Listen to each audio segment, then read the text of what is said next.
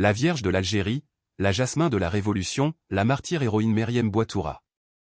Meriem Bouatoura, héroïne tombée en pleine jeunesse, n'a peut-être pas reçu les honneurs à la hauteur de ses sacrifices. Son histoire, entre légende et réalité, mérite d'être largement connue, car elle incarne un symbole de lutte et de sacrifice, ce qui fait d'elle une véritable icône éternelle. Elle naquit le 17 janvier 1938 à Ngaous, dans la wilaya de Batna, l'un des bastions de la résistance contre le colonialisme. À l'âge de 10 ans, son père décida de quitter Ngaous pour s'installer à Sétif, dans un quartier appelé Cheminot, où il exerça le commerce de vêtements et l'importation de prêt-à-porter. Grâce à la réussite de son commerce, la famille connut une certaine aisance matérielle, un privilège rare à l'époque. Connue sous le surnom de « Yasmina », elle choisit pourtant de rejoindre les rangs de la Révolution à seulement 18 ans, alors qu'elle était lycéenne à Sétif. Elle aurait pu mener une vie confortable et stable, protégée par la richesse de son père, mais elle répondit à l'appel du Front de Libération Nationale, FLN, comme de nombreux étudiants algériens.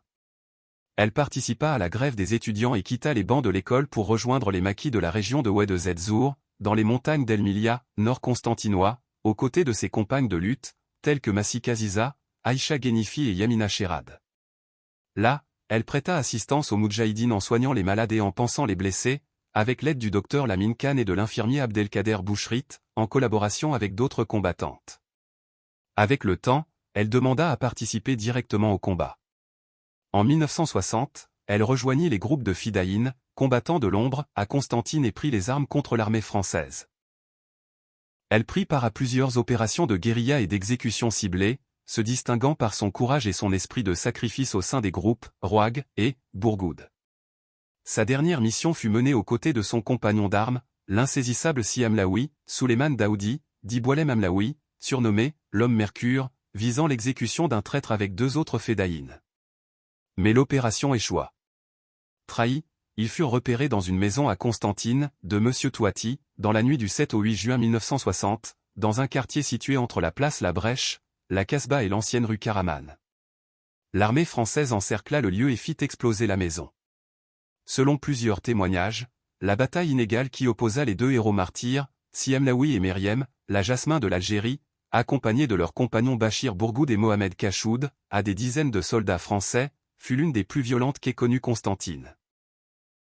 Les forces coloniales mobilisèrent un armement et un dispositif suffisants pour écraser une armée entière. Mais la mort de Meriem Bouatoura reste entourée de mystères. Certains affirment qu'elle fut transférée à l'hôpital de Constantine encore vivante, avant d'être inoculée d'une injection mortelle, après avoir crié « Vive l'Algérie libre et indépendante ! À bas le colonialisme !» D'autres soutiennent qu'elle périt sur le champ de bataille, aux côtés de Amlaoui, tué par un tir de char le 8 juin 1960. Son compagnon d'armes, Bachir Bourgou, témoigna. Vers 5 heures du matin, Amlaoui me réveilla pour m'annoncer que l'armée nous encerclait. Je réveillai Meriem.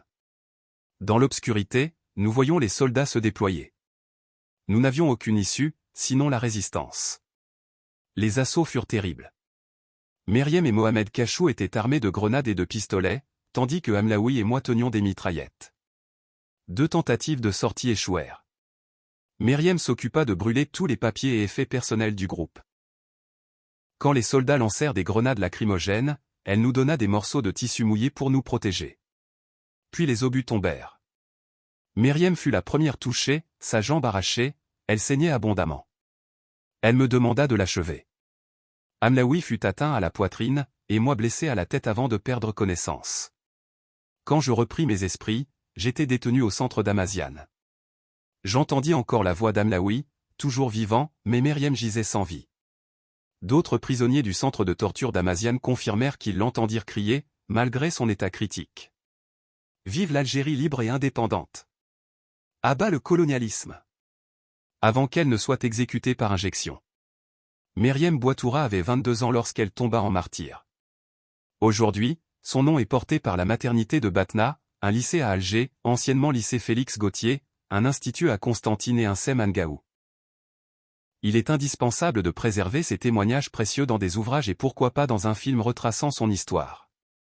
Meriem Bouatoura, les sœurs symboles Fadila Sadan, leur professeur Théophile Kaznadar, docteur en physique théorique, l'homme Mercure Amlaoui, le tailleur intellectuel Abdelmalek Guitouni, ainsi que tant d'autres martyrs et moudjahidines du nord constantinois, sont des symboles du combat et du sacrifice. Ces héros disparus, sans sépulture connue, dont on ignore encore le sort des corps sacrés, resteront à jamais vivants dans nos cœurs et dans la mémoire des générations, car sans leur sacrifice, nous ne vivrions pas aujourd'hui libres et dignes. Ils ont gravé leur nom en lettres de lumière dans l'histoire de l'Algérie. Par leur lutte courageuse et leur amour immense pour la patrie, ils nous ont enseigné la véritable signification du courage, du sacrifice et de la foi en une liberté qui ne se donne pas, mais s'arrache. À chaque martyr tombé, la détermination de l'Algérie dans sa marche vers la libération s'est renforcée. Meriem Bouatoura et ses compagnons n'étaient pas seulement des combattants du terrain, mais aussi une lueur d'espoir pour tout un peuple face à l'oppression coloniale. Aujourd'hui, nous, enfants de l'Algérie, nous nous tenons avec fierté et reconnaissance devant leurs sacrifices, qui nous ont ouvert la voie de l'indépendance. Nous ne les oublierons jamais.